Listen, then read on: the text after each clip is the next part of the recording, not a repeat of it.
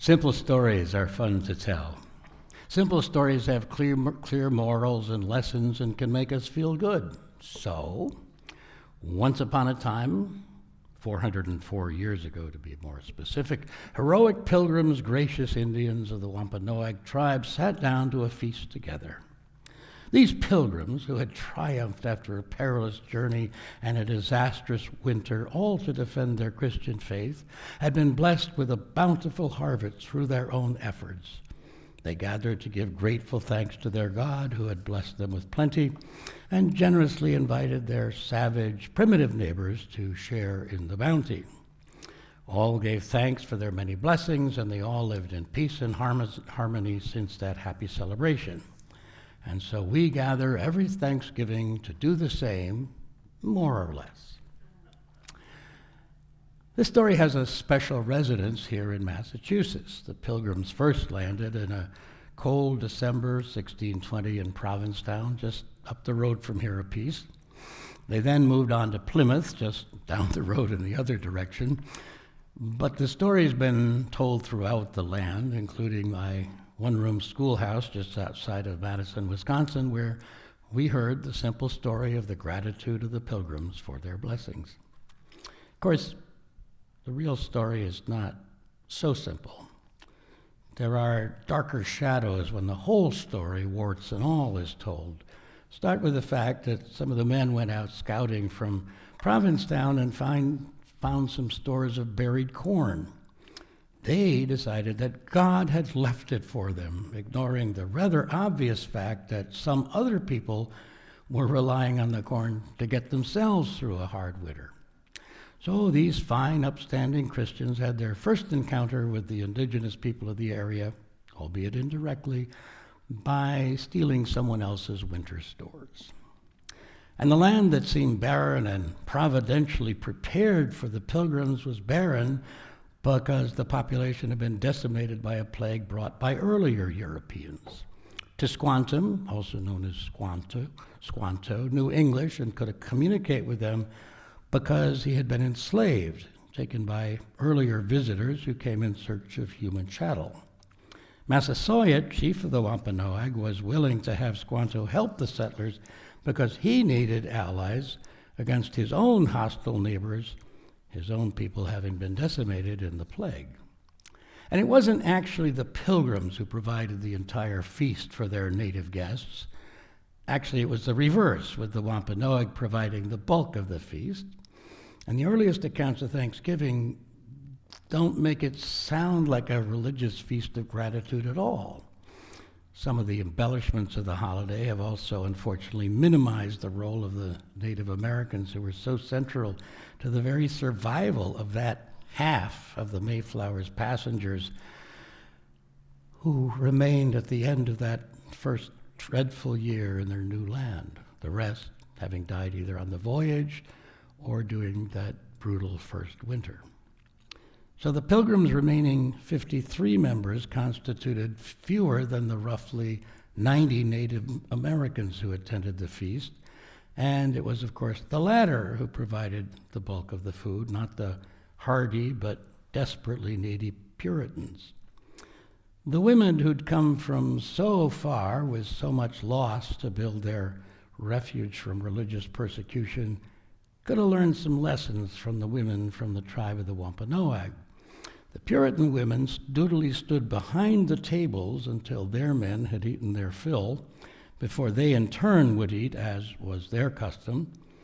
The women of the tribe sat down and ate with their men, neither serving them nor waiting for them to finish. And soon after my wife Dee Dee and I moved to this area 20 years ago, we visited the Plymouth Plantation, now appropriately renamed Plymouth Patuxet, and fell into an interesting conversation with one of the native guides participating in a recreation of a 1620 Wampanoag village, who reminded us that many, indeed he said half of the travelers on the Mayflower had come with the intention of profiting from the fur trade and the extraction of minerals and the felling of the forests. He told us that only about half of them on the Mayflower were in fact Puritans, while the others were adventurers who were not interested in just having enough to live on and living in the land, but were instead intent on gaining as much profit as could be found on this new territory. And this was very much the European attitude toward nature in general at that time, especially nature in the New World, which they hoped would reward them with sufficient riches to claim a higher position in the Old World.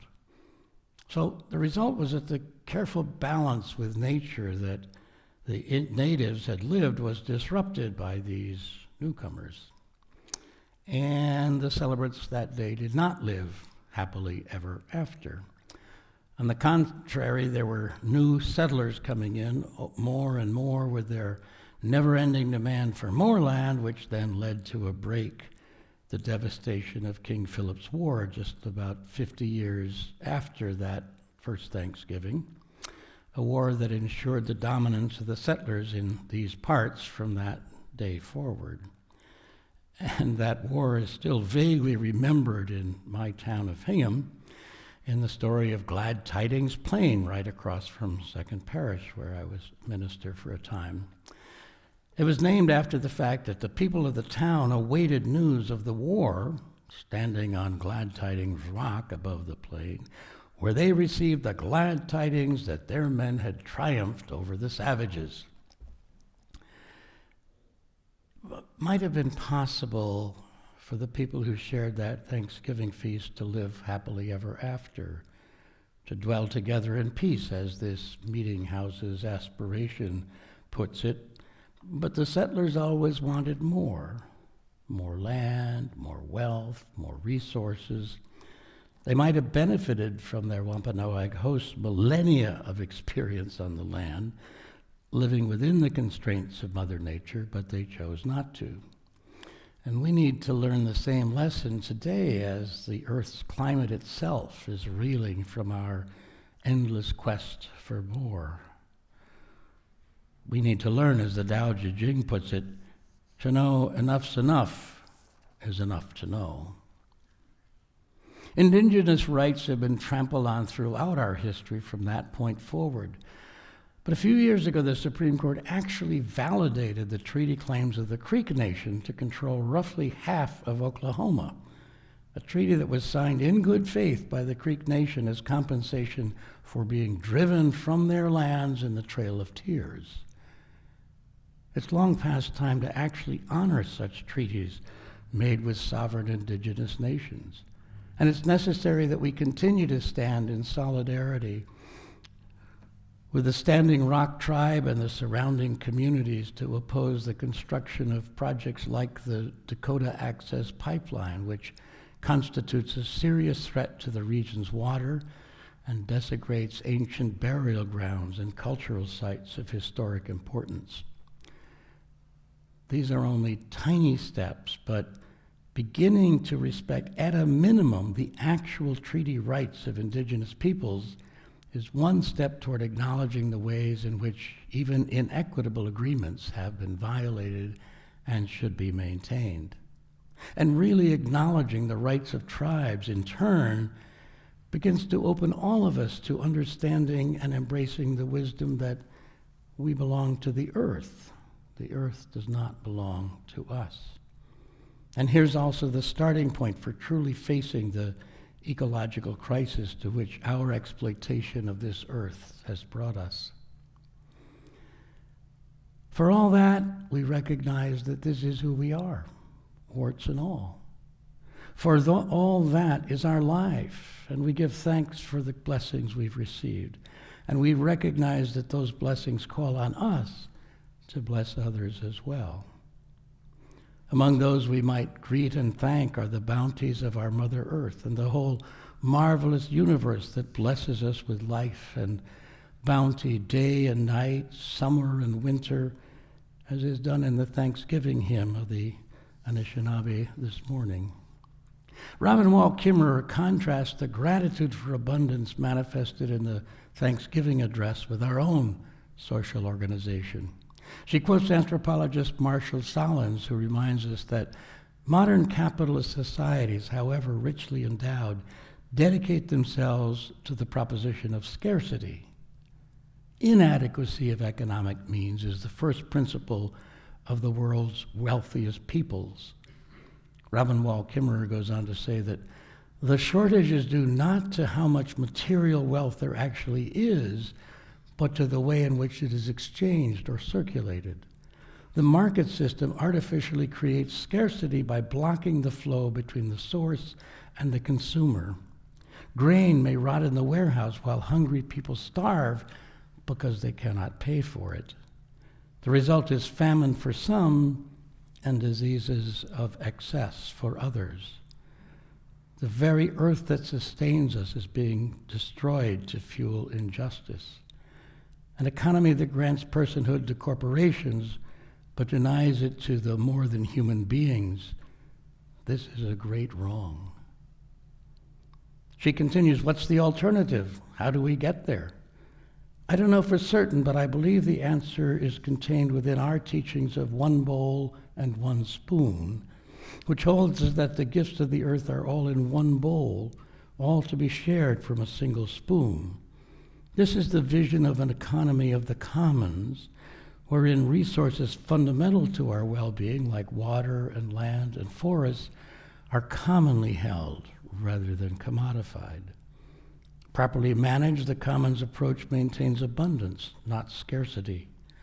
These contemporary economic alternatives strongly echo the indigenous worldview, in which the earth exists not as private property, but as a commons, to be tended with respect and reciprocity for the benefit of all. And yet, while creating an alternative to destructive economic structures is imperative, it's not enough. It's not just changes in policies that we need, but also changes to the heart. Scarcity and plenty are as much qualities of the mind and spirit as they are of the economy. Gratitude plants the seeds for abundance. Each of us comes from a people who were once indigenous. We can reclaim our membership in the cultures of gratitude that formed our old relationship with the giving earth. So I say it is possible to do better. It is possible for us to live more lightly on the land, to honor commitments made long since and then broken, from which we continue to benefit to this day. It is possible to love our Mother Earth for real, to honor the plenty she gives us, and to honor the soil and the plants and the plenitude of beings that make up this whole wonderful interconnected web of life, of which we are, to tell the truth, only a small part. It is possible for us to learn from the wisdom of those who came to this land before us, long before us, and to humble ourselves and recognize that wisdom comes not only from science, but also from deep sources within ourselves and within peoples of all races and nations. Simple stories make it easy to find good guys and bad guys. They let us tell stories of later times when brave cowboys and the savage Indians was an endless quest for more land and more wealth, and led to the conquest of the frontier all the way to the Pacific Ocean and beyond. All of these stories are more complicated than good guys versus bad guys, us versus them. Many of our national stories are like that, with our side being all good and the other side being all bad. So just these days, we face the question of which history are we to tell? It's a public controversy in this administration as to whether certain stories are allowed to be told in our national museums. So do we tell simple stories, or the truth, the whole truth, and nothing but the truth? Needless to say, this simplification of stories like that is infecting our nation's political life at the moment, and it can be deeply destructive. Nevertheless, all this is our life.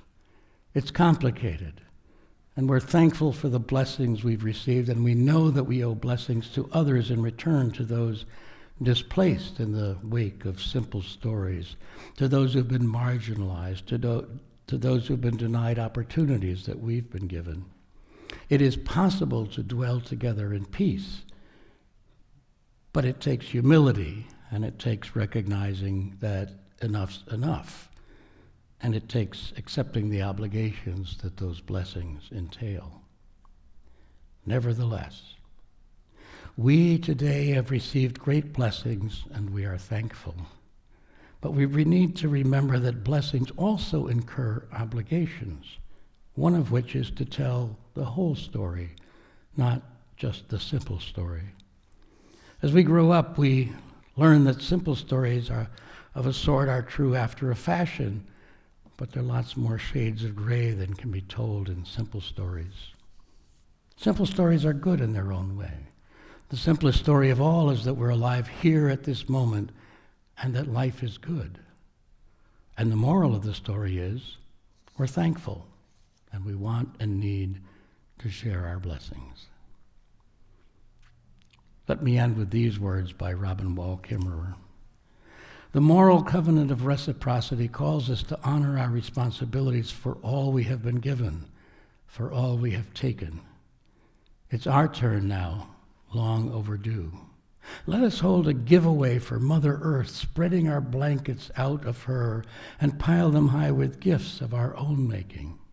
Imagine the books, the paintings, the poems, the clever machines, the compassionate acts, the transcendent ideas, the perfect tools, the fierce defense of all that has been given, gifts of mind, hands, heart, voice, and vision, all offered up on behalf of the earth. Whatever our gift, we are called to give it and to dance for the renewal of the world in return for the privilege of breath. Blessed be, and amen. Let's join together.